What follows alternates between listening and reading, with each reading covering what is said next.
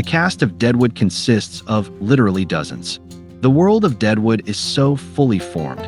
There's a sense that any random extra could be pulled from the set and transformed into a recurring character. And this is exactly what happened to an extra named Ralph Richardson. Creator David Milch liked his look and designed the character of Richardson around him. He debuts at the end of Season 1 as the eccentric aide of hotel owner E.B. Farnham. Keeping track of the cast is occasionally difficult, and one constant throughout the run of the show is that Milch is going to keep adding actors he likes in assorted roles. The easiest episodes to follow are the opening 12, and even then, the cast is too large to concisely detail. What follows are the major players. Timothy Olyphant as Seth Bullock. Olyphant has stated that before Deadwood, he was consistently sent out to audition for Christian Slater roles. He didn't expect to be cast as Deadwood's reluctant sheriff, but Milch had a sense of Olyphant's intensity and liked it. There are shades of the John Kelly character from NYPD Blue and Bullock. Both are stubborn, self-righteous, and absolutely infuriated by bullies. Milch also uses the character of Bullock to explore the cost of violence on a good man's soul, a theme he discussed in his True Blue book when detailing his friendship with Detective Bill Clark. And much as NYPD Blue's John Kelly lost much of his screen time to the anti-hero known as Sipowicz, by the third episode, it's clear Timothy Olyphant is nominally the star, but David Milch's interests lie in an older, less commercially obvious actor. That said, the internal conflicts of Bullock, his desire to live a simple life as a business owner and to escape the duties of the law, in addition to his attraction to a widow in the camp, even though he's recently married his late brother's wife and taken responsibility for that family, give Olyphant great material.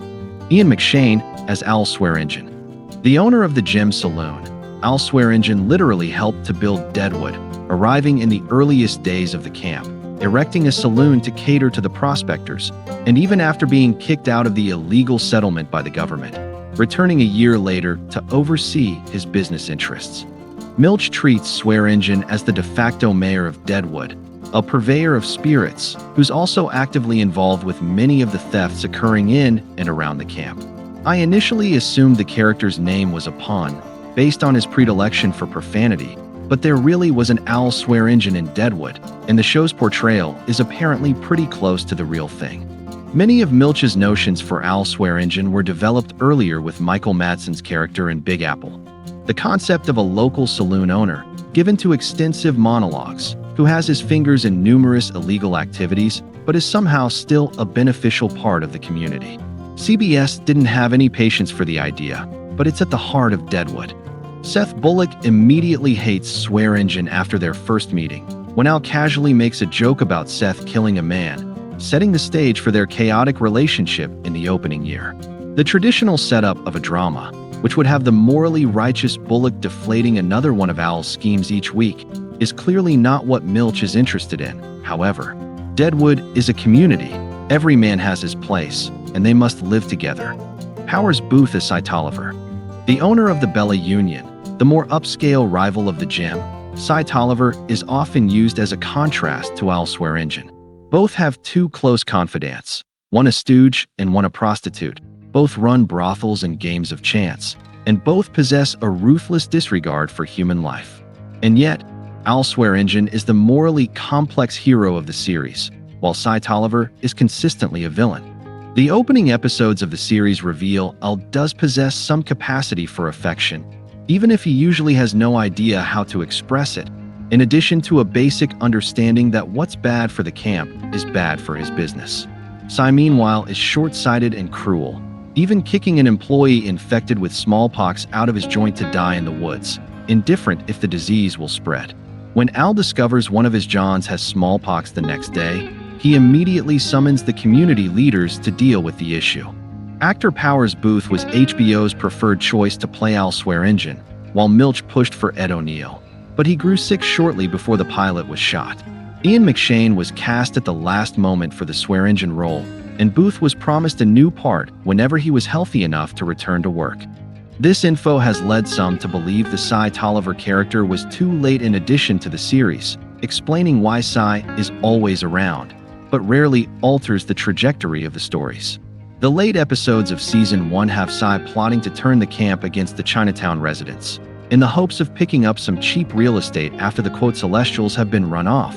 But like many of Psy's schemes, it amounts to almost nothing. Perhaps the deepest wound inflicted on Psy comes in Season 3, when Milch introduces a new character to serve as his straw man representation of avaricious capitalism.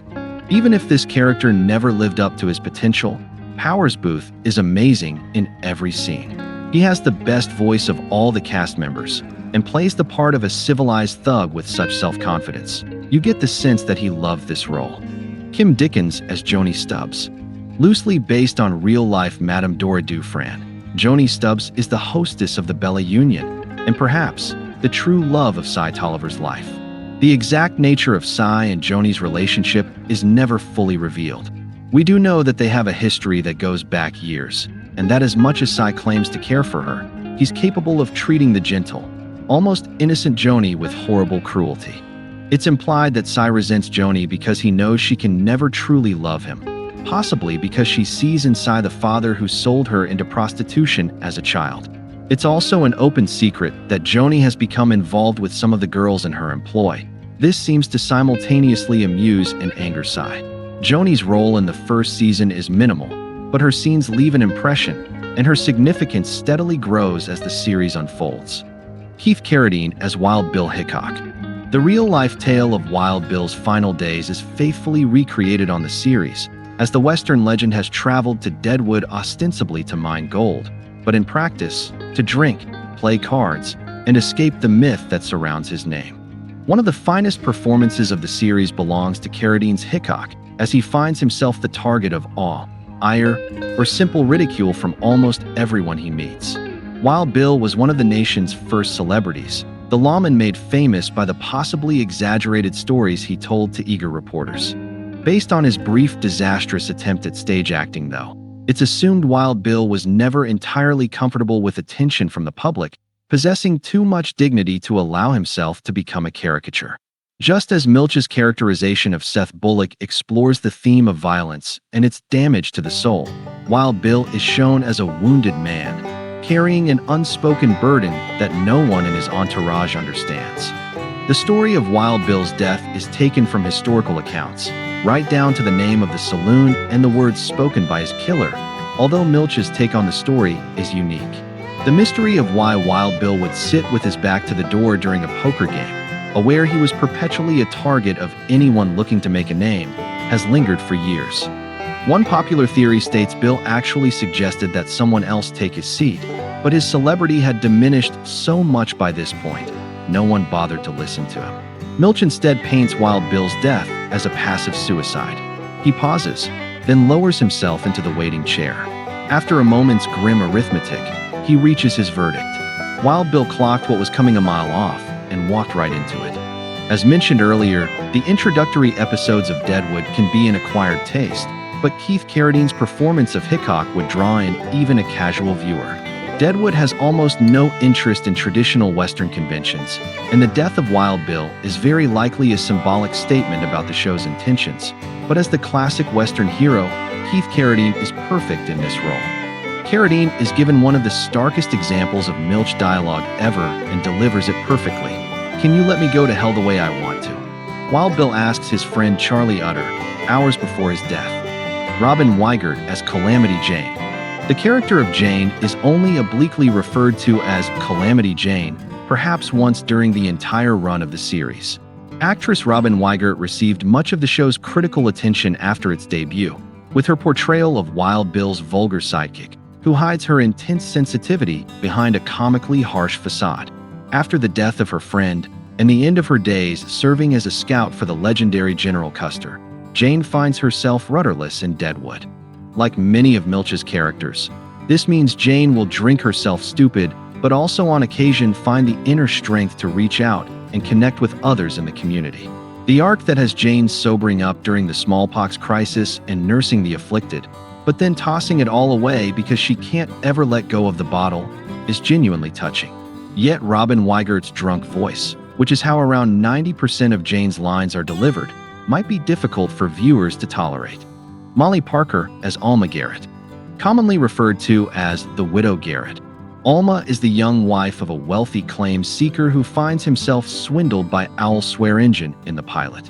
After pressing the point, Owl arranges for his main henchman to kill Alma's husband.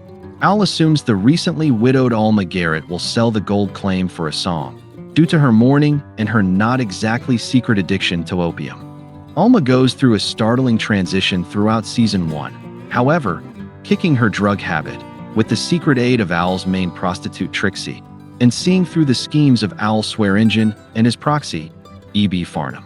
Not only does Alma recognize the value of her gold claim, refusing to leave the mining camp for New York, but she also adopts an orphan named Sophia, the sole survivor of a botched robbery by swear engine's thugs. I've tried to trim this down to only the characters that have noticeable influences on the major plots, which means I've omitted plenty of great characters. Two of my favorites, Soulstar and Doc Cochran, are amazing supporting players, for example, but they're not influencing the arc of the first season in a major way. Deadwood's true appeal isn't in the cursing or the setting. It's in the way its characters collide in unpredictable, messy constellations. As the show unfolds, it becomes clear Milch is less interested in tidy plots than in watching small lives grind against a rough world to reveal something bigger.